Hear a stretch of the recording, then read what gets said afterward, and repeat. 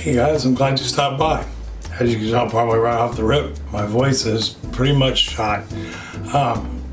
Crazy, this is crazy. I got done with the surgery on my kidney and did 2 weeks, finally got the stent removed. I got to feel fantastic for one day before I caught something that I have no clue.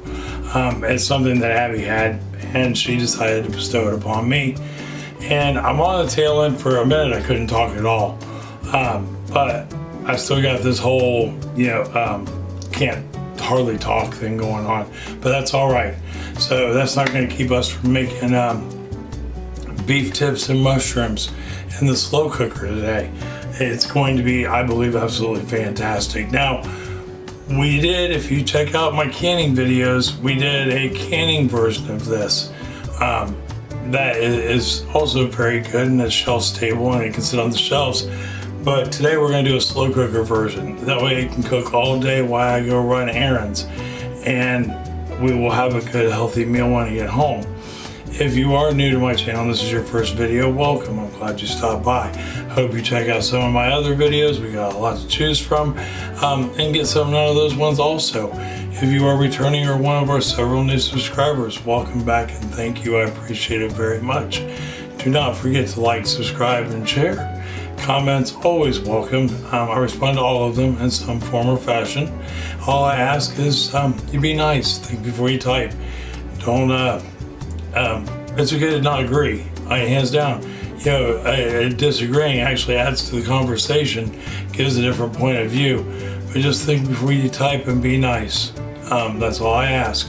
So, that being said, I will give you all your measurements in cups, tablespoons, teaspoons, along with grams and milliliters. That way, no matter where you're at, you're able to play along.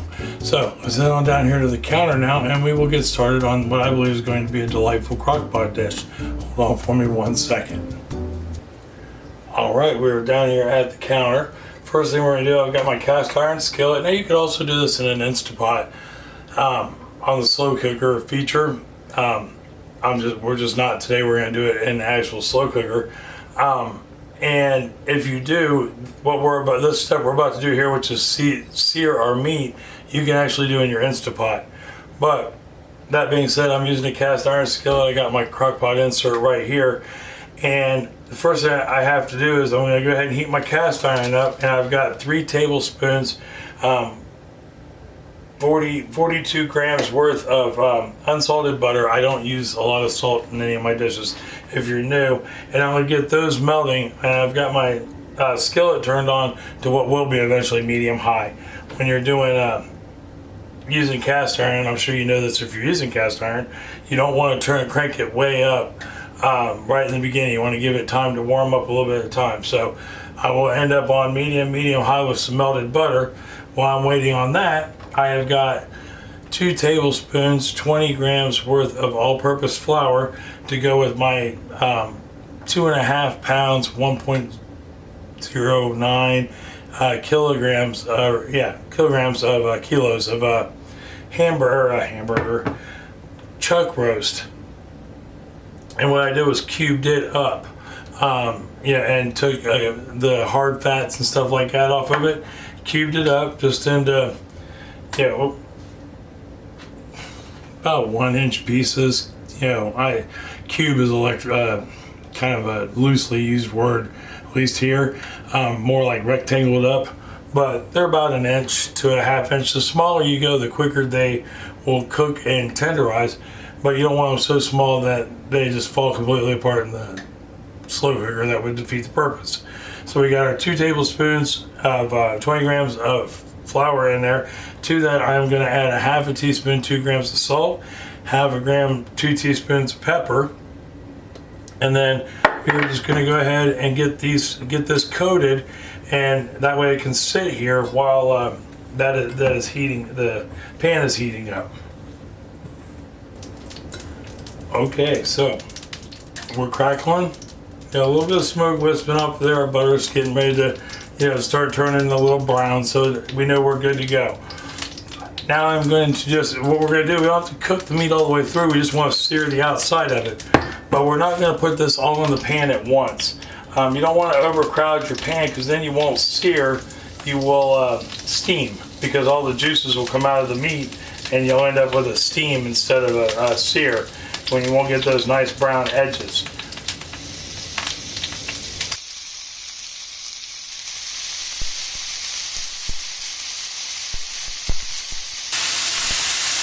Alright, so now that we've got our meat seared, and I mean, as you may have just seen, if I did it right, it's not cooked all the way through, not by any means. Go ahead and turn that down just a hair.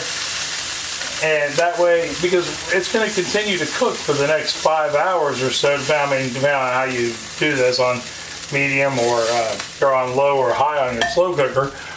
It will depend on, how quickly the meat gets done, but it's going to continue to cook either way. So since I used up my 3 tablespoons of butter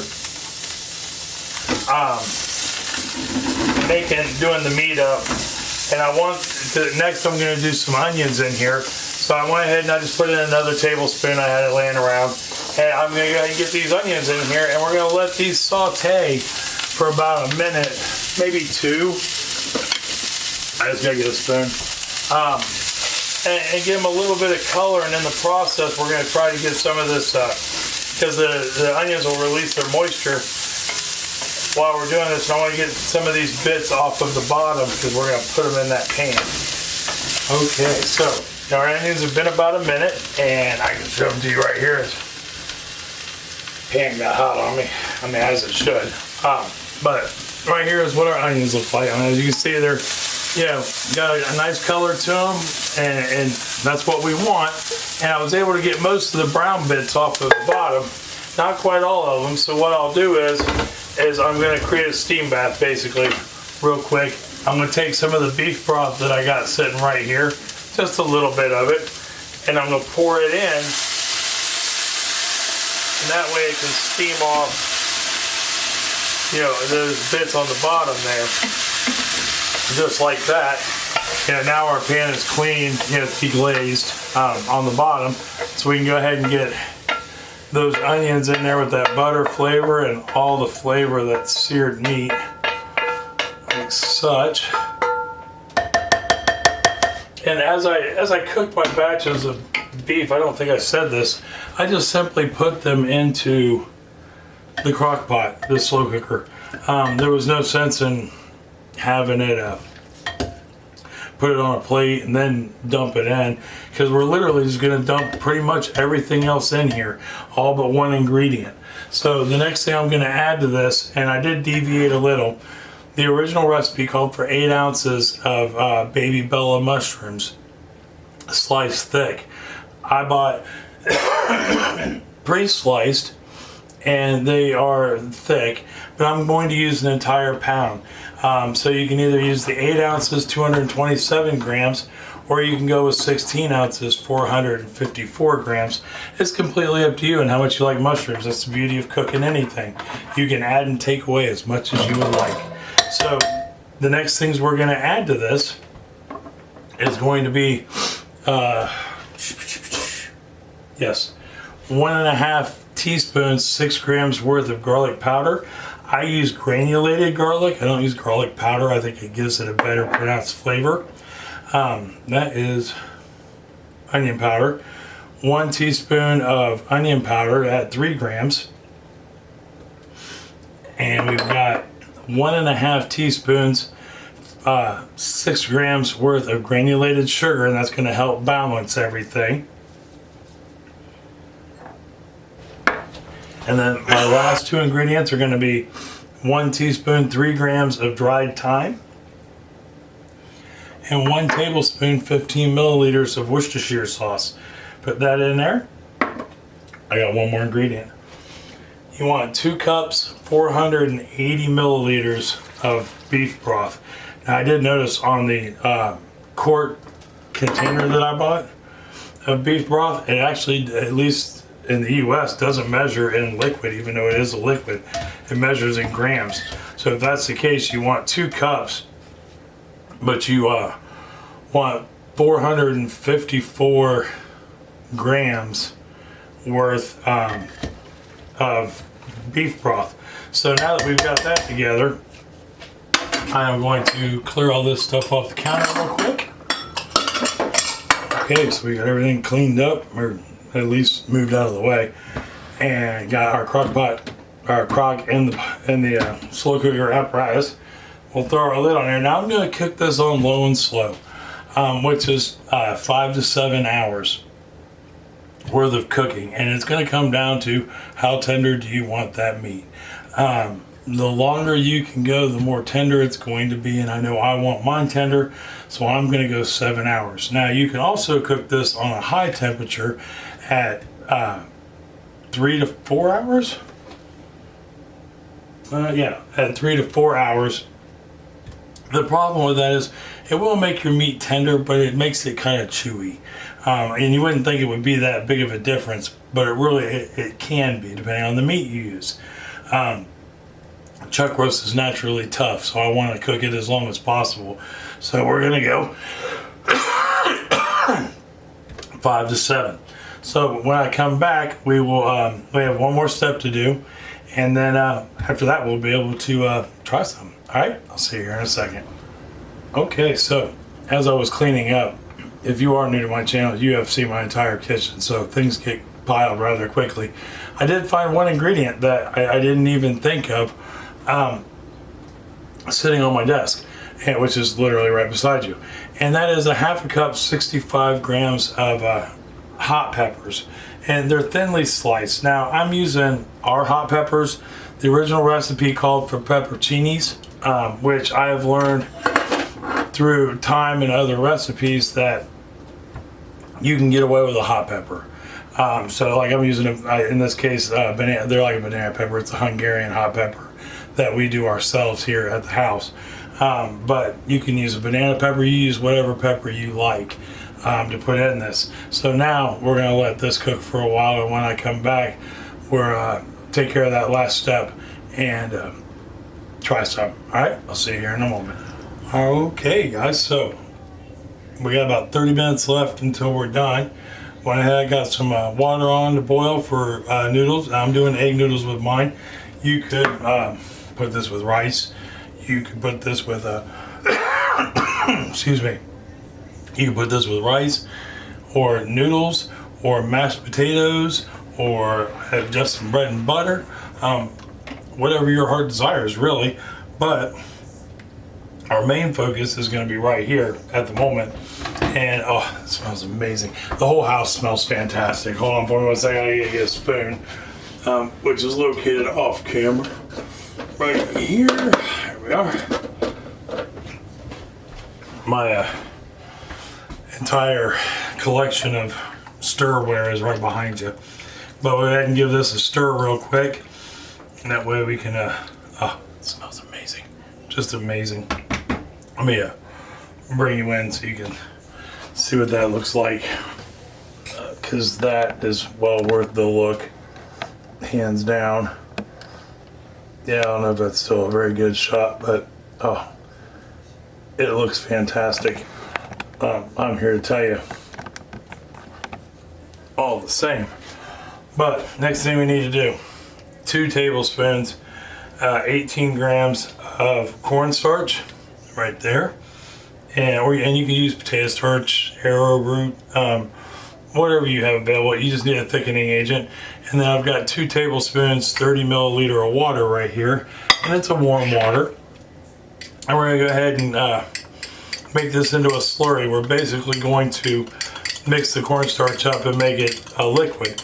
If you were to just put the cornstarch straight into there, you can get it cleaned up, but it gets you'll get lumps of cornstarch, and it takes forever to get them out.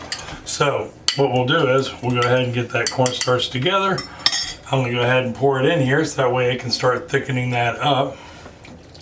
We'll get it stirred, and then that way we'll let this go for this last 25 minutes, and then when I come back, we'll have noodles done, and we'll be able to take a look at this and give it a try. All right, I'll see you here in just a second.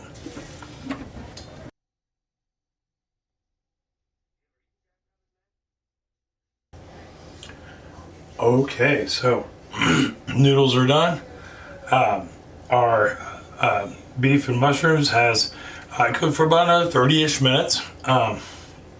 Hands down, it's got a real nice look to it. Like I said before, it smells fantastic. So we went ahead and I got my bowl of noodles ready. And we will go ahead and just throw some of this on top of it. That way we can give it a shot and see how it goes. Oh, I know it smells and looks amazing. And someday when I have a little different kitchen and I don't have that yellow light right there glowing onto it, ruining that shot, we will be able to look at the food in a better light. And that's coming. It really is. Me and Chris have been trying to get it to where we can afford it, and I think we're about there. So I can at least get new appliances to start going in what was the dining room that'll become the kitchen, and that way all we have to do is add some cabinets, and I may end up making those myself. If that is something that you would be interested in seeing me do, let me know. I'm going to probably film it either way, but I don't know if I'm going to put it on the channel or not, but I would like to film it just so that way down the road, if somebody wants to see how I did it, I can say, here it is. But anyhow, let's give this a shot, although it's blazing hot, so we're going to have to, give it a nice little cool down first.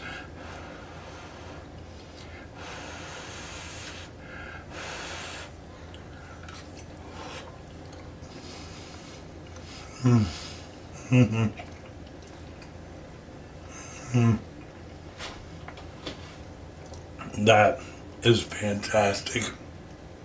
Oh, the flavor is unbelievable. Just unbelievable. And it took no time to put together. This, for the end of the cold season, I know spring's just around the corner. I've even got lilies getting ready to pop up here in the front flower bed. But this just warms your soul. What a good dish. You can taste the thyme and the garlic. It didn't need any more salt and pepper. If you were to check it for salt and pepper, when we put the cornstarch in, that would have been when to do it. But give this a try if you can. You're not going to be disappointed. Your family's going to love it. And the fact you can let it go 7-ish hours, 8 hours, nothing's going to happen to it. Hands down, nothing, anything else, the meat will just get tender. That's all. We give this a try. Now let me know down in the comments if you do. Or if there's something that you would like to see me make that I haven't made yet. I'm all about new things. All about new things. I love to try new things. We've been doing it around here now for years. But if you do give this a try or have something similar to it, leave me a comment down below. Tomorrow for dessert, I don't know what we're doing yet. I really don't. But I'm sure it'll be something that is tasty. Might even be something out of the old box of recipes that I have back here. I really enjoyed last week. That was fun doing that, the fruit cocktail cake from the 50s. That was such a good cake, and it actually disappeared that night. That whole 9x13 didn't make it through the evening. And so I probably won't make it very often just because of that, but because it's that good. So if you haven't seen that, check that one out. But tomorrow, I don't know yet. I'll figure it out between now and the morning, though. I guarantee that. But until then, I love you. I love you very much. And I mean that from the bottom of my heart. Tell somebody else that you love them very much and that you mean it from the bottom of your heart. It's going to make them smile. It's going to make them feel good. It's going to make you smile and feel good to tell them that, I guarantee. And if you make them some of these beef tips and mushrooms, they're going to grin from ear to ear, and it's going to lead to an evening of conversation in good company. And there's enough there you can for sure invite the neighbors and that guy walking down the street, probably all of the above, and have a real good time. So, till tomorrow for dessert, I love you, and I will see you then. All right? See you later. Bye-bye.